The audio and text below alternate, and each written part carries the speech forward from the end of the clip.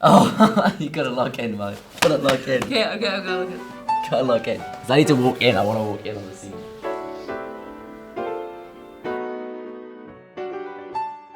Do you think we're the lockdown generation?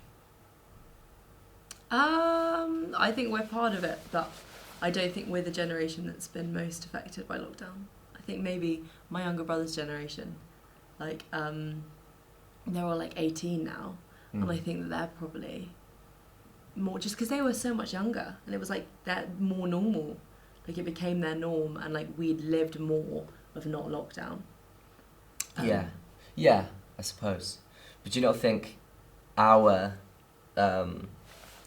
the way I feel like school and everything's always ran is that we have people like, for example, our year above, they will say to us, you should go to this pub, these nights out, you do this. But at some point, after maybe like hundreds of years, because there's never been a reason for it to stop before, the chain got broken.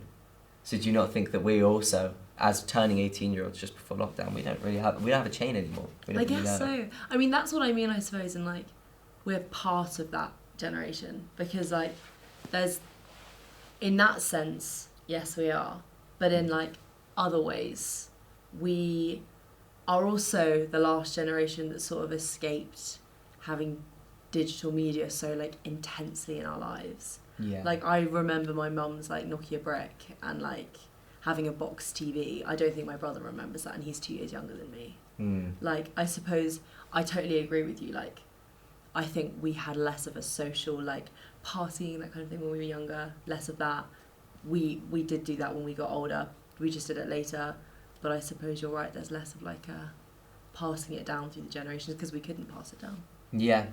And there's less of a need to. I feel like, I mean, I've never passed anything down to the generation below me. I've never told anyone, you guys should go to this place and that. But I think I spoke to like... But you have. Like, we've spoken to people and gone, you have to go to the SU or that kind of thing. Sure. But not many. I don't necessarily feel like I care to. Do you think we've lost community as well? Do you think... I look around and you see... I don't know. There's sort of someone, you see someone like fall over in the street and you have like a couple of people looking after them, but I feel like that's less of a thing. You don't see people helping out other people generally nowadays. I saw some the other day, and there's these two men carrying this massive container full of drinks to the international shop, and this guy, this big strong guy, quickly came up and just helped them pull it across the road because they were trying to get it before the lighting. I was like, that's lovely, and I'd never think to do something like that. And I feel like small community acts don't exist so much anymore. I mean, I guess so. I think you're right. Like, there's less of that sort of like, I'll just help you do that because I'm here. I haven't seen that as much. But I think we're also in a position where we are in a really strong community. Yeah. Like, the community of our university. So, like, for example, like, Liv's going to come and help us do the film later today. Or, like, and you've gone, oh, you're in this for me, so if you need help later, I'm going to help you do that. Like, we're in a different sort of community. But I suppose as people, maybe we're less of a community. Yeah. There's also so much anger and negativity. That's true. In the world, so it makes it harder, I think, maybe for there to be a community. My brother said something really interesting the other day. He said he felt like there was almost a revolution coming up before lockdown. There was this, we used to go to climate protests all the time, the Extinction Rebellion and stuff. People were blocking bridges, people were changing their ways, people were really trying to look after the planet. Even then, once lockdown started off, there was the Black Lives Matter movements, and there was so much rebellion against long-stemming things that we felt like needed to change. And then lockdown definitely snubbed it, because we then weren't allowed to go outside anymore, just as it was getting really interesting.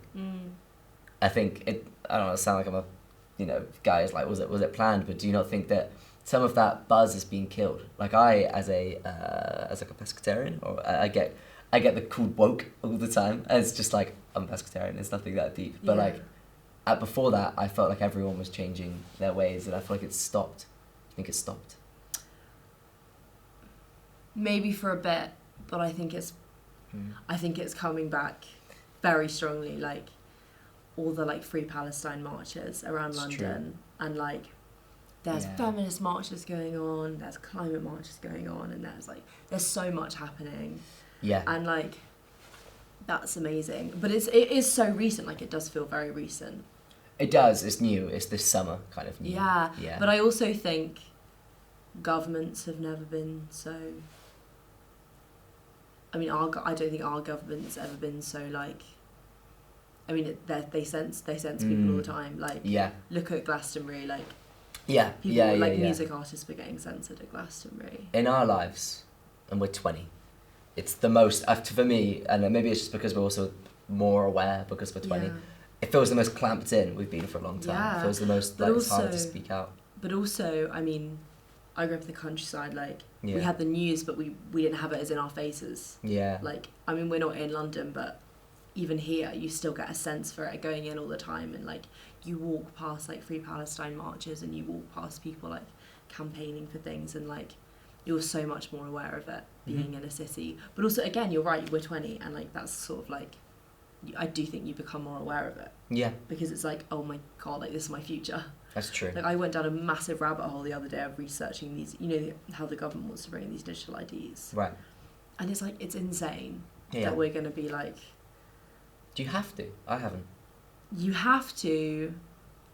I don't fully understand it, but you have to have a right to work, a digital right to work. I see. In the UK, which is like...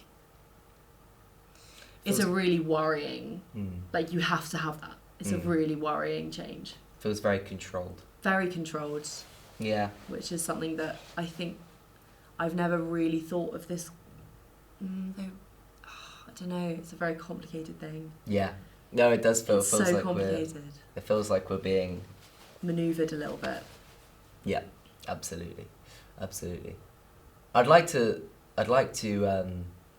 stand. I've gone very off piece of what I was going to say, but I'd like to stand like so much more, especially as a creator. I'd love to stand so much more away from that. I'd love to be like, how as an artist and as a creator can you make your voice heard? Because I feel like all of the best ones in the 70s and the 80s, half of their stuff, and the reason it was so powerful is it was so like driven with emotion of this isn't wrong and I want to create something to push the right.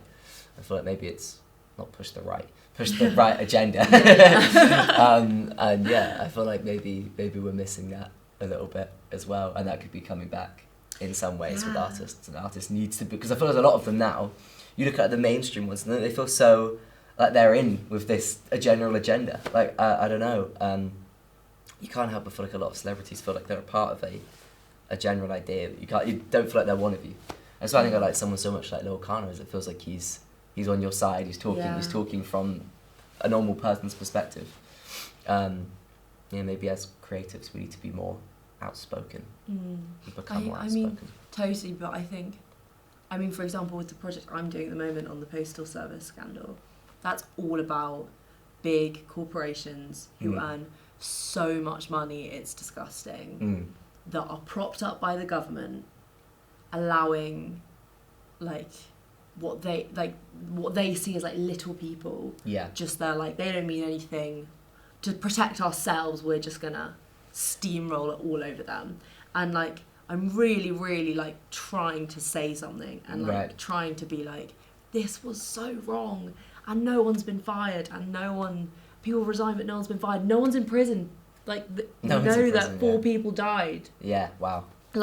People's whole lives were ruined. Yeah. And, but the whole overall message is such an important message for nowadays, which is, these huge companies obsessed with money, and it all comes down to money at the end of the day. Yeah. And, it's great wanting to say something about it, but doing the research, and when you're, at a point in your design, career, I suppose, where we're in second year, we spend so much time working. That's my whole life is just at the moment. It's just this one thing that's really quite hard to constantly be going on with, because it's so sad. There's so much that's so sad, and if all these people hadn't lied, then all these people's lives would be so different and so much better. Yeah, that's fascinating. So it is, I think, on the one hand, yes, let's say something, but I can see why a lot of people who you would expect to be a lot more outspoken politically aren't, because it's just like when you do start doing that, it's so hard to be positive about it sometimes. Yeah, like that makes sense. Looking at the news is just like, it used to be, I don't remember it ever being as like I feel like I have to make a decision to go and look at like The Guardian or whatever, just to be like, this is going to be like really sad, and I'm just going to feel really like, oh, like the world is so like messed up, but it's so important, but it is so important too, so you can't really avoid it in many ways. No, it's true. I hate looking at the news. Yeah. I hate seeing the reason I've cut off social media is because of the news. I like Tommy Robinson's riot is exclusively why I protest is exclusively why I stopped looking at it, because it bums me out big time. Yeah, it's so sad. I'm really intrigued to see this question. If there was no lockdowns, nothing happened, where do you think you'd be? What do you think? How do you think you would be? Do you think you can think about yourself over lockdown and how you changed? What do you think would have changed? I mean, we'd have done our GCSEs properly to start. That would have been strange. Might have changed where you went to sit for. I think I still would have gone to Cotswolds. I think I'd probably be a lot more stable. Right. Like, I think we spent far too much time being able to think. Right. Lockdown. And like, just sitting down with your thoughts is so important, but we had too much of that. At least personally, my brain was just like all over the place. And it meant that I find it quite hard to hold things together sometimes, and like in a day like work way, and just getting up and being like, right, this is like everyday life, and like just doing things without having thinking about why I'm doing it, because we allowed ourselves to have so much time just to like, okay, so why do I get up and get on that side of the bed, and why do I always do that at that time? And we just think about like all these little things, and doesn't make a lot of sense what I'm trying to say. No, it does. It's like we now have so much. You think about your routine so much more. You think about how you operate a bit more, I think. Analyse yourself and your life a lot more. Yeah. You have so much time to look inwards and lockdown. I think that question's really interesting, because it's so... I actually do think we'd be such different people. Yeah. Because it was such a huge thing that was so odd that happened. Like, my honest answer would probably be I have absolutely no idea. Yeah, of course. Because it was such a huge... I can't imagine that not happening and me not being the person who I am because of that. I mean, when I went into lockdown, I was becoming quite...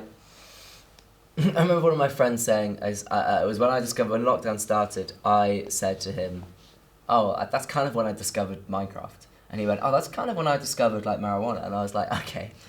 And socially, I remember he went for being more of the less known people in school, and I went more of the more-ish known people, and we started to revert and swap.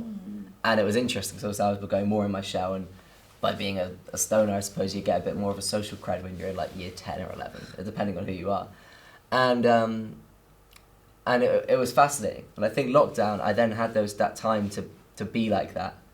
And then when I finished lockdown, I was like, I don't want to be this guy who's in his shell and in playing games all day. I want to be out. I want to go, and like all I wanted to do was just get out and about and go and be back. And I don't know if I didn't have that time inside, if that would have worked the same. I don't know if that would have still had that reset up and like, I need to go and sort this out.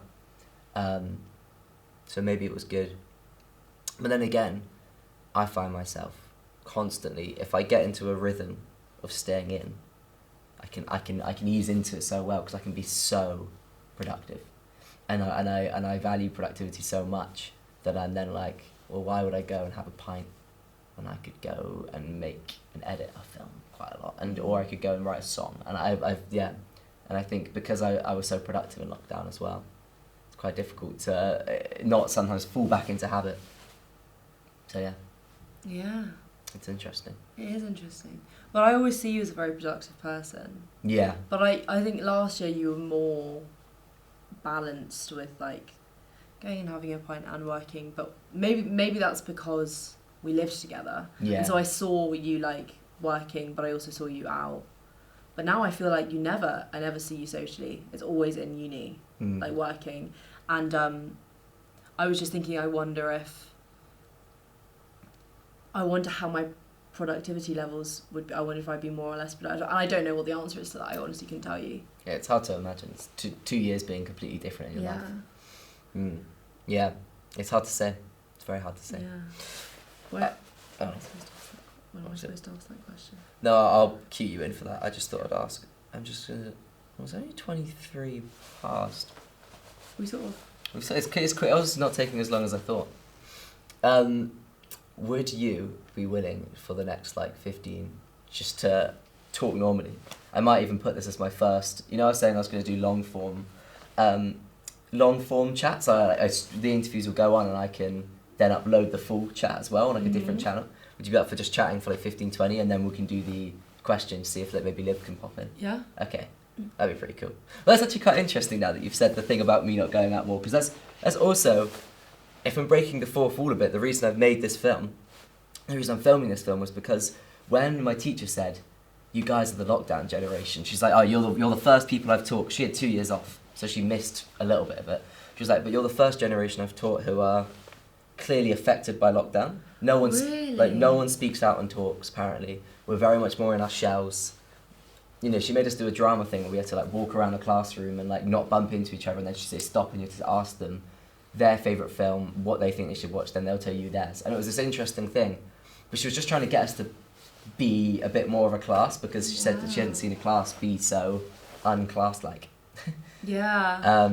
It's funny, I do think that, there's so much. I remember that in school though, in English literature, and we'd read a section of a book and then it'd be like, hey, put your hands up, and there'd be 5 minutes, there'd be 2 minutes of Yeah. And I was interesting because I watched the third years do a chat the other day and they did the same thing. They said, does anyone have anything to say? And it's that awkward moment where everyone sort of just stops and then they carried on. I was like, well, maybe it's not so weird. But then I was like, I guess they were also probably, I don't know. I don't know if that's just normal class or if we are actually stuck a little bit. It's the first time I've ever heard someone be like, oh my god, this is new, this is totally new. Usually people would have their hands up. I do think it is weird though. We're 20 now, why do we care about having something to say? Yeah. And because if it was a classroom full of 15-year-olds, then I'd be like, I get it, you're 15 and you care so much about what you do and how you say it, and everything feels awkward and uncomfortable. But we're 20, we're much more 20, 21 even, we're much more, I feel like I am more comfortable in my shell, so why do I not just stick my hand up? I always say to me, I've always wondered, they always go, how do you not have questions to ask? We've just opened up, I remember in the animation studio, she's like, how do you guys not have any questions? They've just showed you a whole new world of animation. I was like, I don't know what to, you've explained it pretty well. I don't know what I should be asking for. And here, they explained everything amazingly to set up this whole room. I don't have too many questions to ask. I was just kind of trying to take in as much as I possibly could. So it's definitely an interesting one. So you don't think we're the lockdown generation? You don't think that's us? I think, well, I guess we're the, I don't know. I think we're the lockdown generation in the sense that our GCSEs were completely ruined by lockdown. Our A-levels were partially a bit, there was a little bit of, oh no, we actually weren't. We were the first generation who were normal, weren't we? Yeah. But they were affected because it was really harsh marking. It was really harsh. Because they had to rebalance it. I didn't do my A-levels. Yeah, you didn't do A-levels, did you?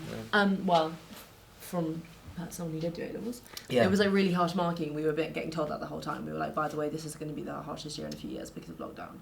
And I think in exam way, 100% we were, but I think that we've just missed being completely 100% that defines who we are now. We are, I don't feel like habits that happened in lockdown, I don't think I've necessarily, I mean some definitely, but I don't think I've necessarily let that be this is who I am now because of lockdown. That's so interesting. I think for me, yeah, I mean I started writing music in lockdown, started running every day in lockdown. The only thing I'd stopped probably in lockdown was maybe graphic design, and I never made a film. I made stop motion animation, so I suppose, yeah. So my life is actually very strangely reminiscent. I then had a few year gap and became an 18-year-old and sort of did the classic boozing every night, and I really went and did it how I wanted to do it. But now maybe the reason this feel and like hit so much of a spot is up to the same point. I feel very maybe similar. I can relate to that person back from lockdown. Maybe I have less of a drive to say yes to everything and go out and do loads, and I find so much more value in what I can create. It's funny that I think in lockdown I was just such a teenager. I was like I was a completely different person to who I am now. Like I was just so unbelievably angry. And you know how we always joke about the fact that like my main emotion I feel is anger. Like it actually was then. Like I all I felt was so angry that I had to be in my house with my family, who at the time I just argued with all the time. Like now I literally like, you know how close I am with my family. I'm so close with my family. But at the time I was like, this is my worst nightmare and I don't know how I'm going to do this, and I just was so angry with the world for me being in that position. And so I was not productive, I wasn't creative, I was just so destructive. Fair which enough. Was like scary, and like I think that's why I'm being like, yeah, and I haven't taken on any habits, and like I'm not like who I was in lockdown, because I was awful in lockdown, if I'm honest. Like I was an absolute tyrant, and like a tyrant. That's like that's a bit mortifying for me now. And I actually had a really interesting conversation with my mum and my dad when we came back from a festival this summer, because my uncle was talking about the fact that his daughter's just going into, she's quite like, she gets really angry with him for suggesting things, and like he's just like, I don't know what to do, I don't know what to say, I just never want to speak, because whenever I speak we just end up having an argument and I'm just always wrong and I can never be right, and I don't know, is this going to be my life for the next however many years? And I was just, and me and my mum and my dad were just sat there like kind of looking at each other like, yeah, like this is going to be it potentially for a while. Like I was like, they know from experience how I was like, I kind of just was like, I'm really sorry guys, I didn't you're fucked literally. Yeah, like this is, and my dad said, he was like, I remember that, like never being able to say anything right. And I said to my uncle, like, you have to understand that when she gets that angry with you, she doesn't know why she's doing it, and it's not her, she doesn't know why, it's just that's the emotion she feels because she's angry with the world and with something in the world, but she can't quite put her finger on it. And when she gets older, she'll realise what that is, and she'll be able to channel creativity, sport, academia, like whatever it is, into that. I very vividly remember, because I was quite a tyrant when I was like year 8. Really? Year 8 for sure. And I remember my brother used to be at a point where he'd come upstairs, he literally could come upstairs and say nothing to me, and I'd be like, he'd be like, just get out, leave me alone. And Mum would like call him back downstairs. And yeah, I remember one time I randomly cried loads, and he was like, why are you crying? And I was like, I don't know, man, it must just be puberty or something. So he tried to explain it to me like so much that like it drilled into my head. I was like, well, if I don't know, then it must be this puberty thing. But yeah, no, I just remember in lockdown just being confused. I just remember being like, I don't know, I didn't know how to place myself, I think. And there was like an element of me that was having a lot of fun with my childhood. I mean, I was making animations of action figures, but I was 15 going on 16 where I was like, okay, I should probably grow out of this soon. So I was, it was funny. But that's what I was doing, we had, in the first lockdown we had our, like, second family basically come to live with us, so they've got like 3 kids, and then the youngest is now like 5, 6, so she was like 1 during lockdown. She was like, she took her first steps at our house. Moving in with a baby is insane. Yeah, I mean, well, they lived like not in our house. Right, yeah, but in the area. Yeah, so they lived near us, and we formed a bubble with them. Nice. And we used to do arts and crafts every day, and but I was doing all these like really childish things, and like it's great. Like I was scootering around and like cycling and making crafts and standing in rivers for ages because I live in the countryside. So like, but I was just being a kid. Yeah. But I was also really angry, and I was like doing this, so I was really angry, and it was like it wasn't quite right. It never felt right.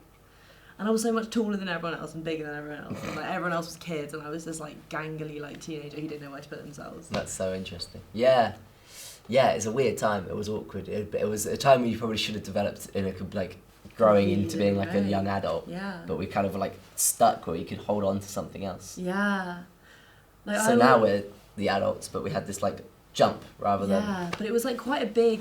But I think until I was probably about 18 years old, I just felt 15. Like I was actually thinking about it now, I was just stuck in that age, which I was in lockdown. Yeah, I kind of get that. I think for me it was when I was about 17, I started like going to the fields to do the drinking and do that. Like, I became that kid, but I had to like really, after like 6 weeks of therapy, to force myself to start saying yes to every opportunity that a friend would ask me to do, and then I got out and started doing it. It didn't just come overnight. Yeah, it doesn't.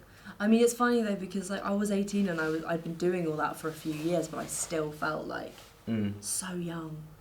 Like I was like, oh, this is so like, oh, this is not real. Like I'm just impersonating someone. Really bad imposter syndrome. I remember that. Yeah, I've never had imposter syndrome, or at least I've not realised it. I'd be intrigued to. Maybe at some point, especially if you get success. A lot of people who say they've been creating for years and stuff, and then they suddenly get some things, they're like, I've got imposter syndrome, because it feels weird that you're now like, for what you're doing. Yeah. Like I can't imagine doing all of this, even though it feels pretty high gear. Yeah. I can't imagine doing all of this, but then having like 10,000 people watching it and being like, wow, this is, and like having this whole reaction. Right now, I get excited for 3 comments from you. We all love it. We all love it. I love that. We're always your biggest fans. Okay. It's still quite organic, isn't it? Yeah, so however you want to answer it, I suppose. I used to actually have one of those. You can get them from the loans room. We so should have done that. Okay. Right. So, if it was never for lockdown, do you think you'd be here right now in Kingston, Knights Park? I don't know if I would have been doing graphic design. I think I probably would have been able to throw myself a bit more into fine art. Right. And I think I would have just loved that. But because I was at home loads, and I was like not able to properly do that, and I wasn't properly able to develop my art, I then went to A-levels and wasn't like good at it, or had good ideas but wasn't great at executing it, and didn't have the right support from my teachers. So I just went, when I came to Kingston, I was like, I want to stay as far away from that as possible. Did you do graphic design because you were stuck on a screen? I think, no, not at all. I did graphic design because I love like creative direction, basically, and I didn't really know what that was, but I was like, I love whatever that is, I want to do that. And I was like, okay, I'm just going to do this.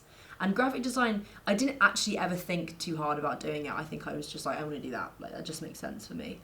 And this course always made sense because it's not like as strictly graphic design, is it? Yeah, no, it's liberal. It's quite freeing. It's very like I mean like all the stuff, the random stuff we do is so great, and like you can do literally anything and get away with it, which is so cool. Yeah. I don't know if I'd be